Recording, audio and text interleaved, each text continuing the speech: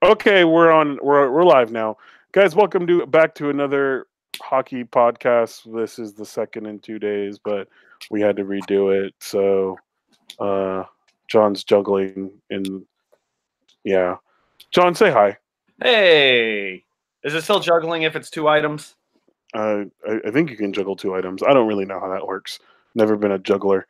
Um, yeah. So, guys, we are going to recap the trade deadline here, and we are going to give you our hilarious banter in between. So, um, are we going to start? Oh, goal Chicago. Sorry. Um, are we going to start here in Vegas? Well, I think that's the easy starting point just because of what Mark Stone brought to the ice last night for the Vegas Golden Knights.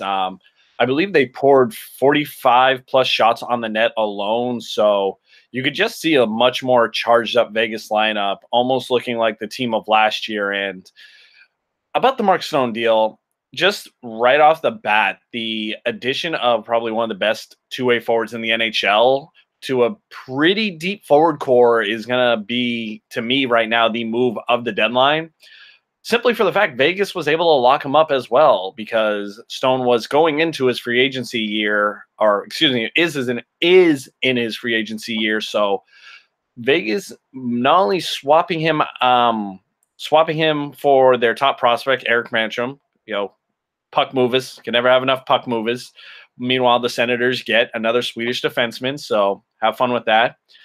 Also, Vegas only had to give up a roster player along with a second-round draft pick. So I thought, and this is going to be the theme of what I saw in this trade deadline, was not the return I was expecting for a player of his caliber because, again, I just said it off the bat, and that's my second time saying off the bat.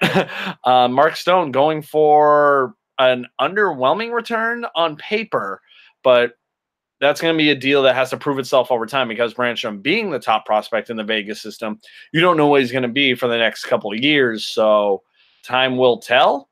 But day one, shift one, whatever you want to call it for Mark Stone in his Vegas Knights career, a good start, a very good start. 100% agree. If you guys were following the Bleacher Preachers podcast Twitter page, you guys would have seen at Bleach Preach Pod. You guys would have seen that we were kind of breaking that down as it was happening. Yeah, he had a great first game. He didn't record a point, but Pacioretty did technically get a hat trick, I think.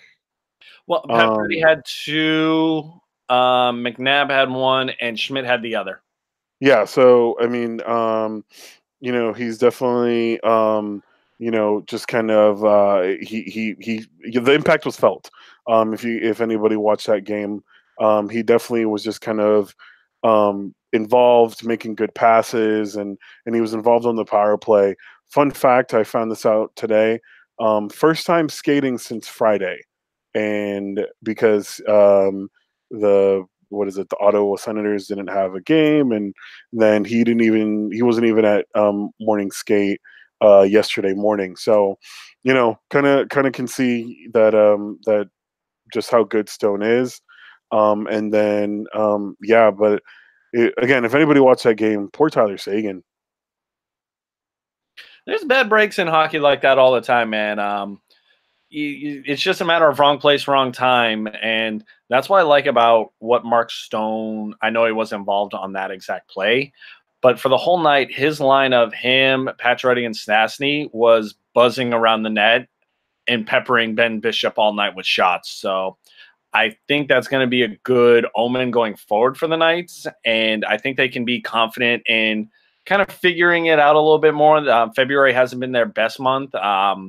Their goals per game has dipped down a little bit here. So they addressed a big need, and they had no problem paying that price. So for a team that is as close as the Knights are, and I say close because they're in their contending window, you have to take advantage of it.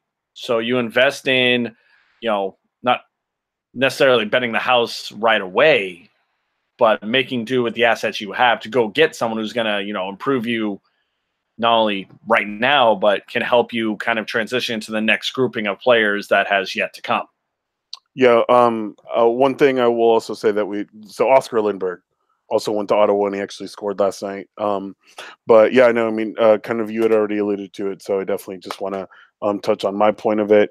Yeah, you don't know what you're getting out of Brandstrom, right? You think he's a blue chip guy, but that's never for sure until we see him develop in the NHL. So the Golden Knights got what they wanted. Um, another thing that I wish they would have done, and it's something that I'm actually going to address before I even get in there. Um, John kind of said earlier, hey, like not really the return they were expecting. The asking price was just they had to get something for him, right? I mean, they thought that this was the best trade for him, so that's what they did. Um, but yeah, I wish Vegas would have addressed their blue line. I think those guys, Merrill, Theodore, Colin Miller, Nate Schmidt, Braden McNabb, whoever else you want to put in there that night, just not really performing as well as you'd like them to. I mean, you kind of saw it in the last couple of weeks where they give up 6 goals in a couple of games, and something that you kind of alluded to. So yeah, I really think a blue line was a bigger issue, but there also didn't seem like there was a lot of defensemen on the market. Yeah, you definitely saw a lack of top end blue liners. A lot of teams have they're I don't want to say they're set, but they're more so very. I see teams more hesitant to move on D-men or move their own D-men unless it's like a telltale sign that it's time to move on, i.e. a Jake Muzzin who went to Toronto a couple of weeks ago. Other than that, this deadline, you only saw bottom 6 depth defensemen really move out. I could be missing some D-men moves off the top of my head, but I'm not thinking of some that come to mind. The only big ones are, I mean, if you want to call them big ones, Chris Weidman went to the Penguins, so did Eric Branson, and then Adam McQuaid, Oscar Fantenberg. Again, nothing crazy, nothing out of the complete, just out of nowhere. But and Brandon Montour, I guess maybe the biggest one that went somewhere. Yeah, like I said, it was a weaker defenseman market this year. Obviously, the guys that were drawing big headlines were the forwards, and we're going to get into one here in a second. But it's tough getting those top end blue liners just for that very reason that teams don't want to let them go.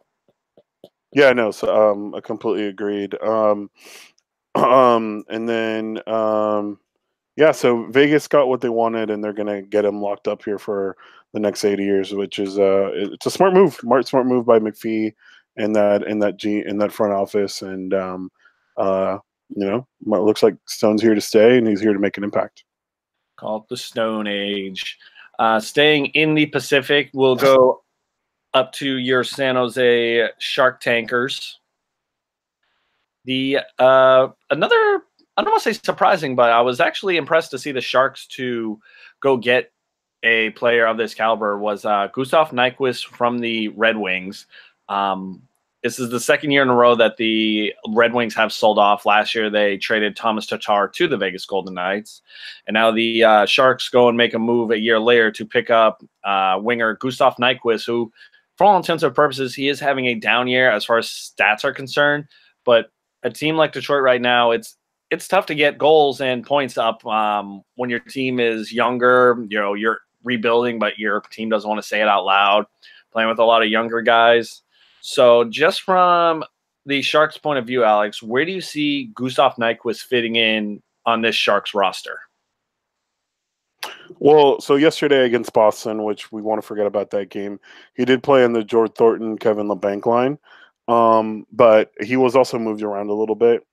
I believe he was on the power play at some point or another. So I mean, that's really up to DeBoer to kind of fit in where he goes. I think that front line of Couture, Pavelski, Meyer, barring someone just not really getting the wheels turning here, that's not going anywhere. But I wouldn't mind, seeing him go on that Kane Hurdle line, or even, having him in a power play kind of unit, go up there to that first power play unit. I think he's more of a much more of a two-way forward than people gave him credit to. And yeah, I mean, he wasn't really being used to his full potential there in Detroit. And you know, I got to give credit where credit is due to Eric Carlson, who kind of did a little bit of recruiting on his side. It looks like because Nyquist did have an NTC and waived it in order to come to San Jose. Well, I think San Jose is also a good spot for him because he's not going to be relied upon as much as, say, he was in the past when Detroit was competing. So when he's able to slide in alongside, you know, the Pavelskis, the Coutures, the Canes, you know, guys that have, you know, they like, let's just say it, you know, they're probably top end or at the top end of the position rankings for where they're playing at. So I like where Nyquist is going to slide in here. He gives the Sharks a little bit more depth so they can spread things out here. You know, just kind of looking at where the Sharks are standing right now, they are second place in the Pacific right now, but you know, Vegas isn't completely out of it. I mean, right now, oh wow, 11 points. Never mind. It's starting to spread out a little bit. So the Sharks definitely did something what I would approve of, and that's not getting complacent. You know, we have some playoff teams here that, you know, realize where they're going to kind of slot in here when the playoffs get up and moving here in about a month or so. So I like when teams like to bolster their rosters here at this point in the season and really, you know, make a punch for it. Yeah, I like what the Sharks did here. I think honestly our forward line was kind of inconsistent. I think early in the season, I mean, Lucas Radil has been performing, so I'm not gonna knock him. But you know, we got Antti Suomela from the Finnish league, and we tried to get Dylan Gambrell up there. He didn't really pan out too crazy, or we just thought it was too early for him. So you know, we'll see. We'll see if Nyquist can actually just get in there and kind of miss what Peter DeBoer was expecting out of him. Again, an acquisition I give a good check mark to the Sharks front office for completing. Let's see, next year, another big one was Matt Duchene, former Colorado Avalanche star, moves over to the Ottawa Senators last year. He's traded less than 12 months later to the Columbus Blue Jackets. Again, the Blue Jackets are sitting, let's see. Oh, I'm getting a phone call. The Blue Jackets are sitting right outside of playoff berth at this juncture. Right now, 73 points, right behind Pittsburgh and Carolina, who both have 74. So Duchene was definitely brought in to give them a bit more of a punch here down the stretch run. So do you think bringing in a Matt Duchene for Columbus is going to make the difference? Yes, I think the flurry of trades that they made are going to make a difference. So they also acquired Ryan Zingle from Ottawa, solidified I think they also got, if I'm not mistaken, Adam McQuaid from the Rangers. So I mean, yeah, no, I think the amount of trades that they did just kind of is going to solidify them there. And then, but I mean, shit, man, like what's going on with Ottawa just giving up on Matt Duchene? Like, I mean, I understand he was kind of a locker room Colorado. We hadn't heard much about it in Ottawa. But I mean, I think at this point it was just like, well, you're not going to resign, so get rid of him and try to get something in return for him. Yeah, and I think that is Ottawa fully coming to terms. Like, we're just going to have to punt on whatever assets we have. Yeah, Eric Carlson moved in September. Now Matt Duchene's gone. Mark Stone's gone.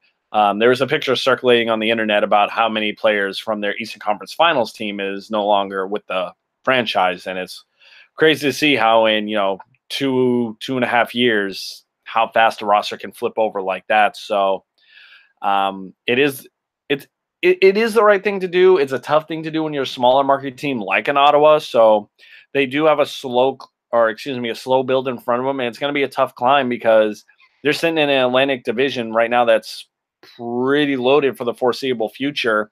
And that's even before you get to the Tampa Bay Lightning, who we'll touch on here in a bit. But that's, I think, the smart play to come into the smart play to go with as you're realizing that your future right now is relied upon getting assets, getting young players, and starting over.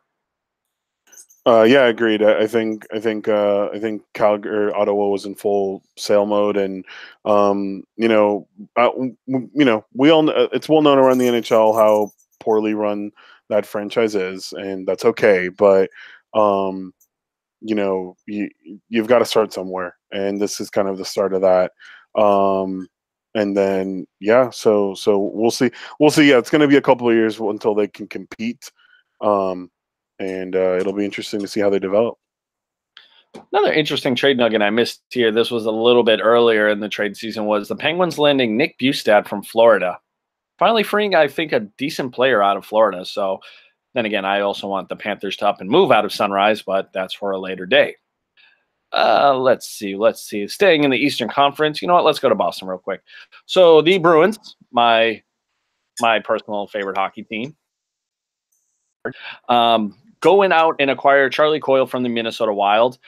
They did have to give up a fifth-round pick along with young stud Ryan Donato, and we've already play one game. He did play last night for the Bruins against the Shannon. But we have already seen Donato in a couple of games for the Wild, and he's recorded points in each one. And he's made a point of, how he felt the coaching staff in Boston lost confidence bouncing between the Bruins and the Providence AHL team. So one question I want to kind of kick to you, Alex, is if you're a franchise and you have someone like a Ryan Donato who's not necessarily polished as a superstar, but, all the raw makings are there, you're almost kind of stuck in a lose-lose almost because people don't want to see you send out young kids like a Donato, but you also have to pay up to get, return at the deadline. So I guess my question to you is, what would you have done in a situation like that? I would have done what Boston did. Look, if there's just a disagreement between the the organization and a player, and it just seems like that relationship is frayed beyond repair. Do what you got to do. And it seemed like, I know Donato's 22 years old, and he could have definitely. There's absolutely nothing saying that he could have changed it around, but he's going to go to Minnesota. He's going to get a fresh start, and you get a local boy Charlie Coyle. So Boston's happy. The front office is happy, at least. The fans seem to kind of have mixed feelings about this, and then it is what it is. I have to say that I'm not terribly surprised by this move. Complete side note, because I just saw it. Speedy recovery to Mirko Mueller. Just went head first into the boards and wasn't moving for a little bit. Yeah, sometimes those car crash checks, the ones that just sound bad, they're not good. The other move the Bruins did make, they made a deal with the New Jersey Devils, bringing in forward Marcus Johansson. What I like about Johansson is he can actually play anywhere from the first line all the way down to the third line. He's someone that I think that can help them balance the scoring out a little bit, but at the same time not give up anything else on the back end. And I know a lot of fans out of Boston weren't happy that they didn't go out after the Mark Stone or the Wayne Simmons, but more so that they kind of undersold at the deadline and played it a little too safe. I like these acquisitions because you know what they're going to bring. They're going to be stable going forward, and you don't necessarily have to pin them to high expectations because, yes, this is a very good team, and I don't think any one move would have automatically put them on the same level as Tampa Bay. Yeah, you're going to have to play them at some point down the line in the playoffs, but I don't think you can, just outright swing from your heels hoping that you can make that big splash that's going to swing a series in your favor before we even get to the playoffs.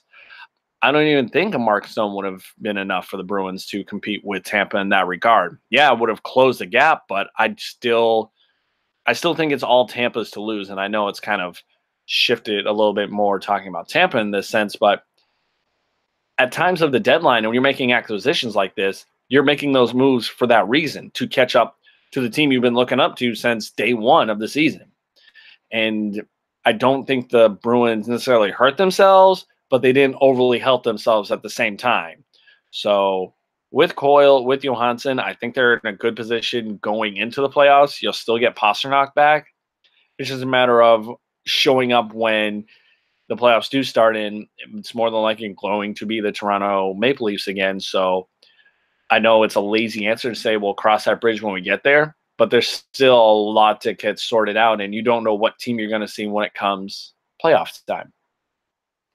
I completely concur with you. I think Boston was really smart in not overselling for the pieces they got. Let's be honest, if you go out and get a Mark Stone or a Wayne Simmons, you're probably giving up a lot. And for a team who I don't want to say was in rebuild mode, but was in retooling mode a couple years ago, which of course that's like the new buzzword is retooling, not rebuilding. But for a team like that, you definitely didn't want to oversell because you're gonna handcuff yourself for the next couple of years. I'll be honest with you. I don't think Boston's in a complete win now mode. Yes, it'd be nice for them, but I don't think they're thinking about, oh my gosh, we need to get to the Stanley Cup final this year. And it doesn't have to necessarily have that, same amount of pressure on it. It's just more so, are you going to do better than you did last year? Because when they met up with Tampa in the playoffs in the second round last year, they felt they were on the same plateau as Tampa. Series played out, it wasn't even close. Tampa was much more faster. They were more physical. They dominated the Bruins in almost every facet of the game that series.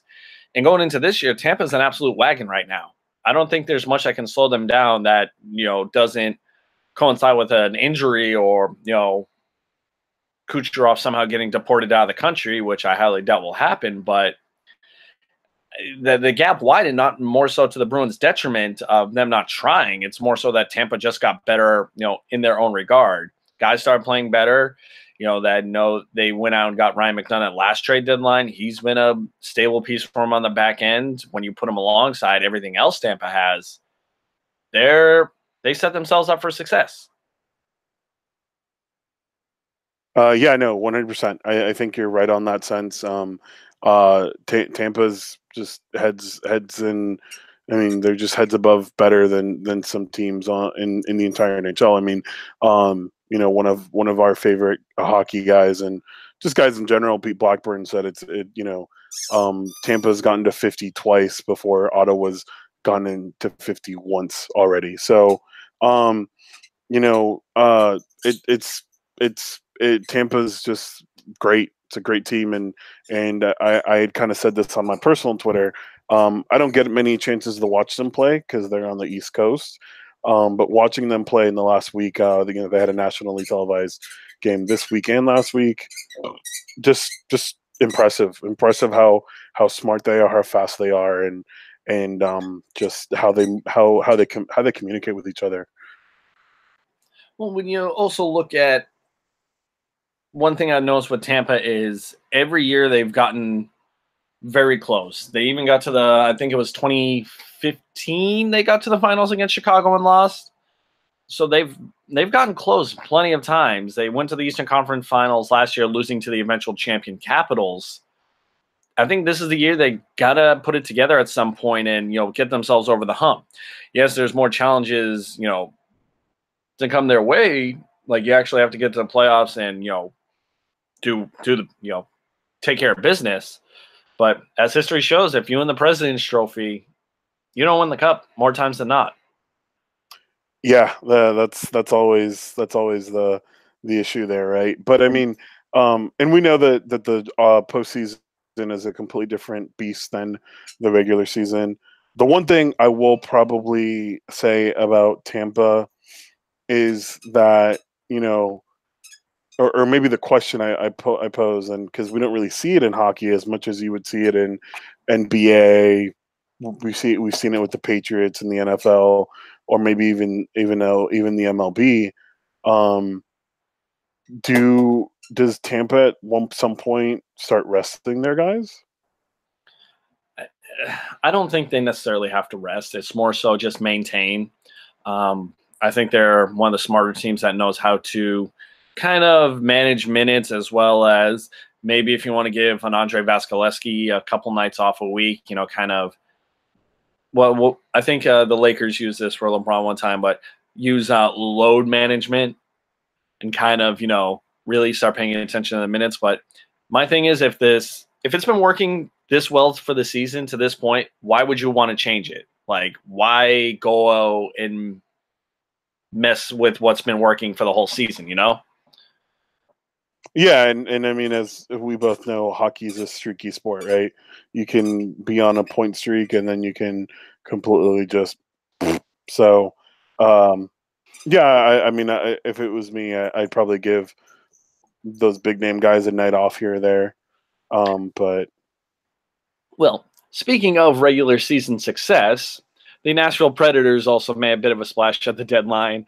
They went out and actually landed Wayne Simmons from the Philadelphia Flyers, who I think he's going to slot in very nicely for the Predators, because not only does he give them that big, mean, tough forward that can get dirty around the goal area, but he gives them more balance that they've kind of missed in the years past, because what we've seen from Nashville in the past is, yeah, they'll be tough, they'll be physical in the playoffs, but they won't be able to get the puck in the net.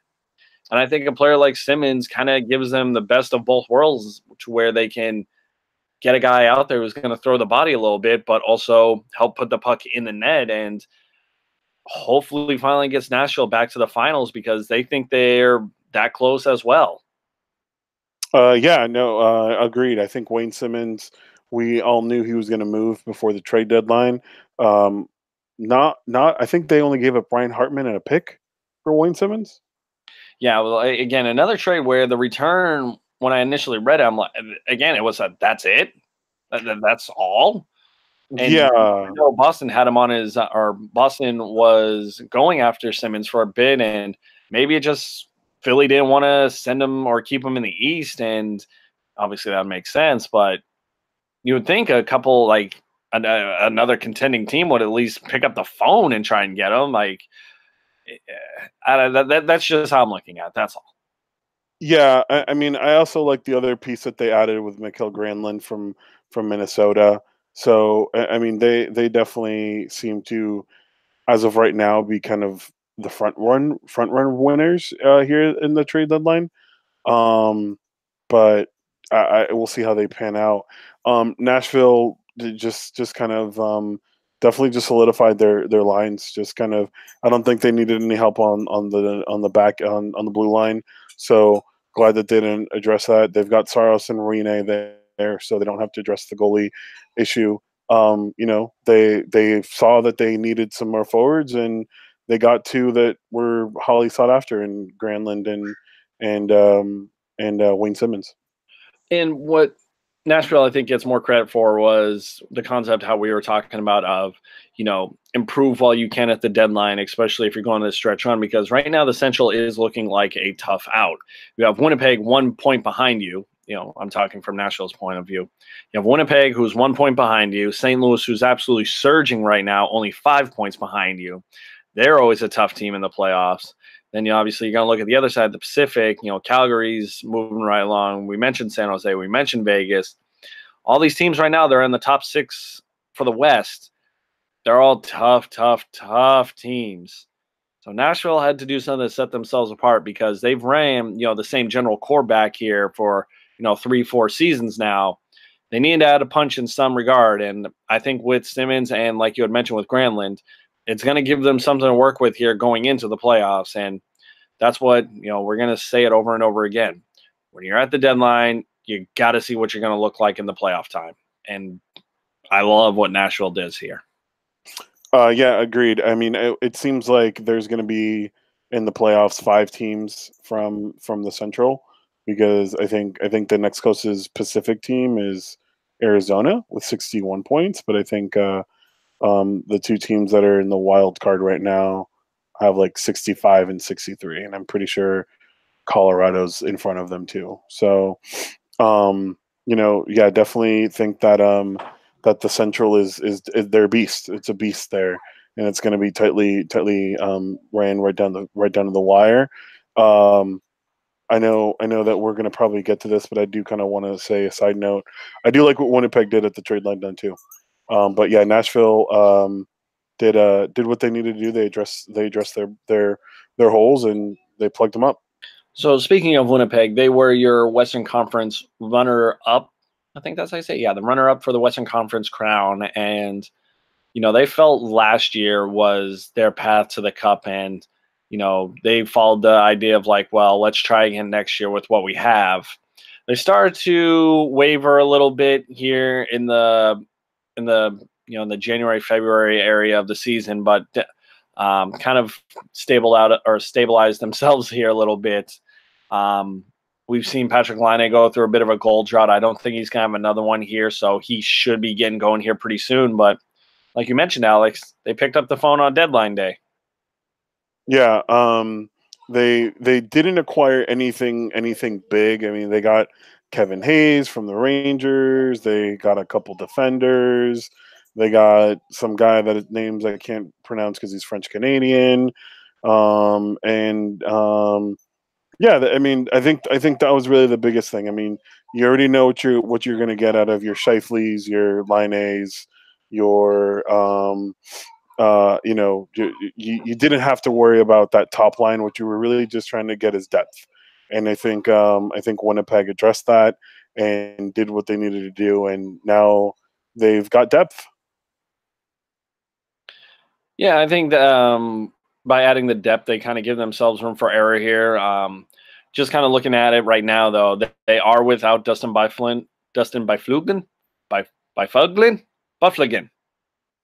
It's Byfuglien. It's just Byfuglien. Byfuglien. He's expected back around March, and then Josh Morrissey, who was just actually, who actually went down a couple days ago, he's going to be shelved until maybe around the start of the playoffs. So they're down without some of their better D-men here for the next couple of weeks. So it might be a matter of let's just hold out here for a little bit. Let's try and score a few more goals more than we normally do. But what's the phrase I'm looking for? Just try to keep on their winning ways. I don't really know. Like about boats and water. You can't hit a boat if you wouldn't be able to hit a boat if you fell out of water. I don't know. That's it's there. Long story short, they're gonna be fine. It's just a matter if they remember, like, hey, we have to show up every night and not crap the bed to Colorado. Yeah. So, but no, you're completely right. I think, yeah, Winnipeg. I mean, Winnipeg and Nashville are two teams that beat there in the Central, and they'll actually be playing each other here on March 1st. So that's gonna be oh wow. So yeah, they play Nashville on March 1st, and then they go off to Columbus, another tough game. Then they go to the Tampa Bay Lightning, to the Carolina Hurricanes, home for the San Jose Sharks, home for Boston, home for Calgary. Christ, what? Then they get go down to California and play the Kings, but then Anaheim, and then they finish out that road trip with Vegas. So March. Oh wow, it keeps going. Home for Nashville, Dallas, Islanders. That'll be a tough one. Montreal, tough game. Yeah, there's not a lot of easy outs here in March coming up for the Jets. Well, that's where we'll see their toughness and see what happens. Well, I think the phrase for that one is "nut up or shut up." Yep, smart, 100%. Let's see. Matt Zuccarello finally leaves the New York Rangers, so everybody but Henrik Lundqvist has been freed from the Rangers rebuild. And immediately gets hurt. Poor King Henrik, man. He deserves so much better. But Zuccarello now has like a broken wrist. Poor guy. Speaking of Stars injury, Andrew Cogliano, 12 years, not one single injury, only missed a game due to a suspension. Gets ran over by an absolute train in Ryan Reeves last night.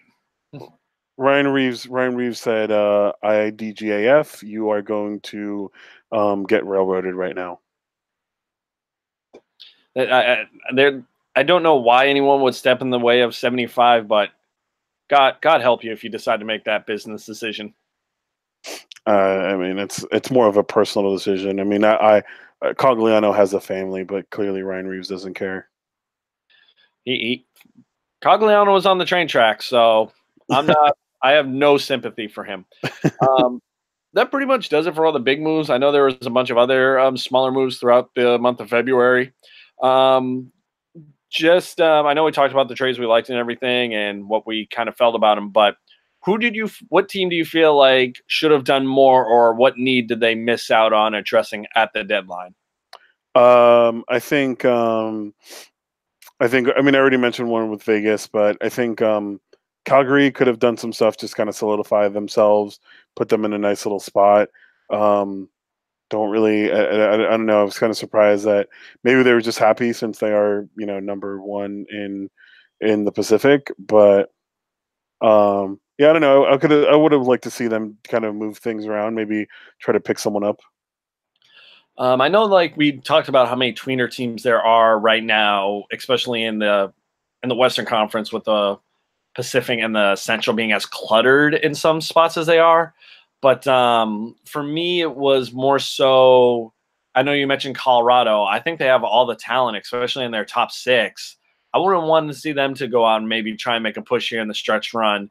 You can only put so much faith into the same 3-4 guys scoring. So I felt they could have at least tried to maybe explore a deal at some point, but I digress. Yeah, I think also the Islanders. I think the Islanders. They have a lot of trust in the system they've built thus far. Credit to Barry Trotz and the Islanders organization. They lose John Tavares in the offseason, and they're like, all right, fine. We'll start playing then. And the Islanders have been playing some of their best hockey now here in the last couple of years. So this is going to be interesting to see if they're able to hold off a tough Metro division right now, because you still have the defending champs right behind you. Pittsburgh, is not going down without a fight. Carolina has been scrappy all year. Who else am I missing in that wonderful division? I feel like I'm missing a big name. Pittsburgh? I said Pittsburgh because they're not going to necessarily quit, because when you have a Crosby and a Malkin, I think you're always in play, and that's a championship caliber team. Yeah, they might not be outright contenders, but Columbus. Oh, yes. So Columbus is still in the middle of all this too, but they're very much afraid of moving on to the second round.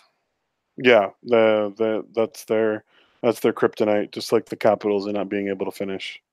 Also, obviously, we've made note of how much Edmonton's looked rough over these past couple of weeks by firing Chiarelli and everything, but just looking at the Pacific standings, that's just sad.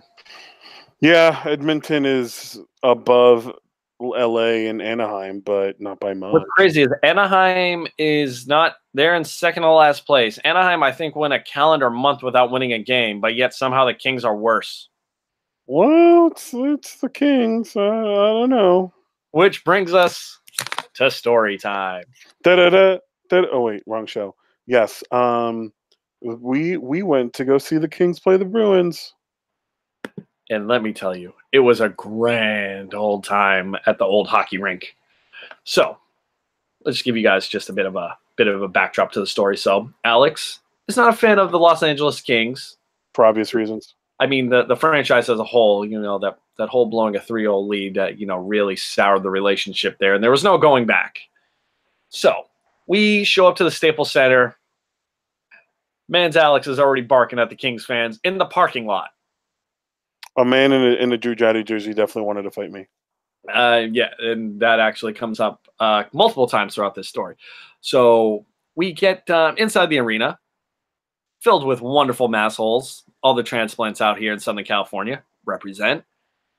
We get to our seats. We are sitting in the very, very top of the arena, up against the wall, but have a beautiful view of the entire rink. You can see everything. Let me tell you guys, we gave the season ticket holders of Section 326 the business for 60 minutes of gameplay and maybe 5 minutes of intermission, because it was relentless for the entire night.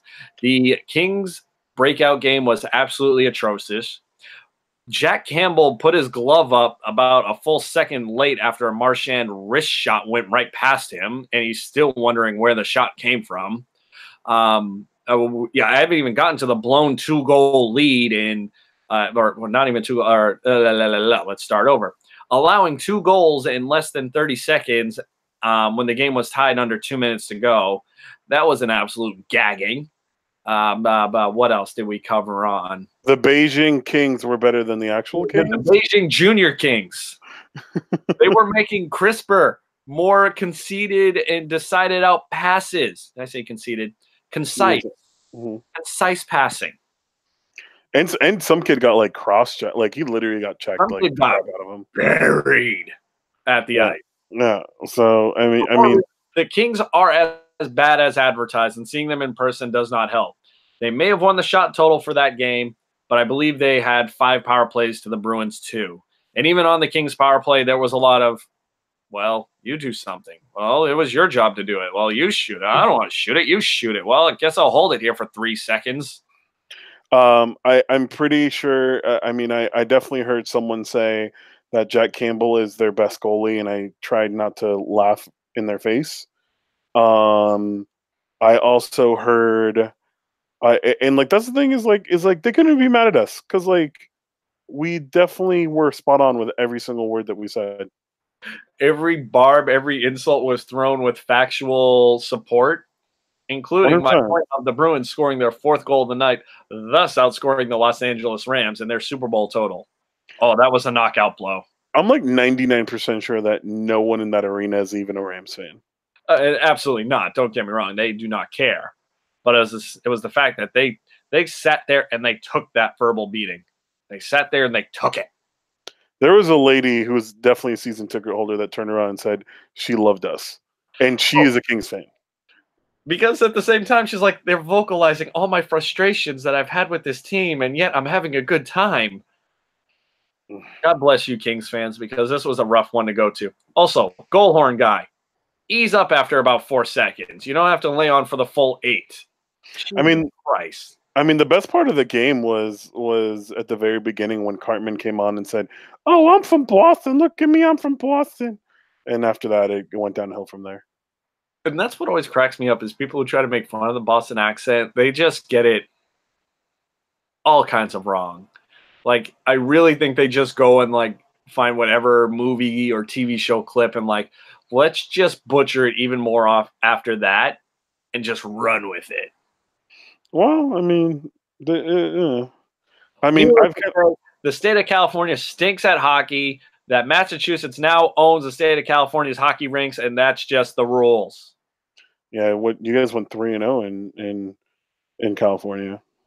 All 3 arenas oddly lit in the sense of the lighting, not lit. Oh, I was gonna say. I mean, we know about. I was like San Jose. I was like, San Jose, it really feels like you're playing in an office building with just the gray. There's a lot of gray, a lot of beige. And like I said, the lighting in there throws me off. Yeah, and there's always that super cool shark head in the middle of the air. You have the aesthetics, but then you look at a place like, the Honda Center, the home of the Chicago Blackhawks, that looks like a hollowed out warehouse. Yeah, and I mean it's only a matter of time before Disney kicks them and the Angels out and just sends them to Long Beach. Probably. I mean, I can see it's like, you know what? Just go find another building to play at. We don't want you here. We need to expand Marvel Land. Get out of here. Go home.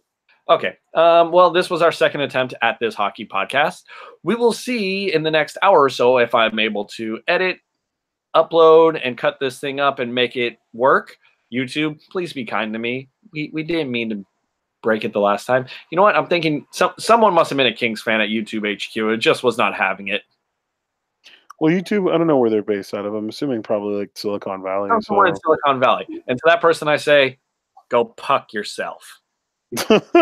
Las Vegas Wranglers puck. Rock comedy. Las Vegas Wranglers puck. Impressive. Yeah, guys, find us on Twitter, Bleach Preach Pod, Instagram, Bleacher Preachers Podcast. We are on Facebook. We are posting a lot more, so follow us on there. Find us on our individual Twitters if you'd like to as well. Tim Hortons, Dunkin' Donuts return our calls. And then, yeah, we're on Stitcher, iTunes, Google Play and SoundCloud, of course. Find us on all medias, and yeah, we'll be putting this up soon. Thanks so much for listening, and we will be back soon with another episode. Thank you. Wicked Rista.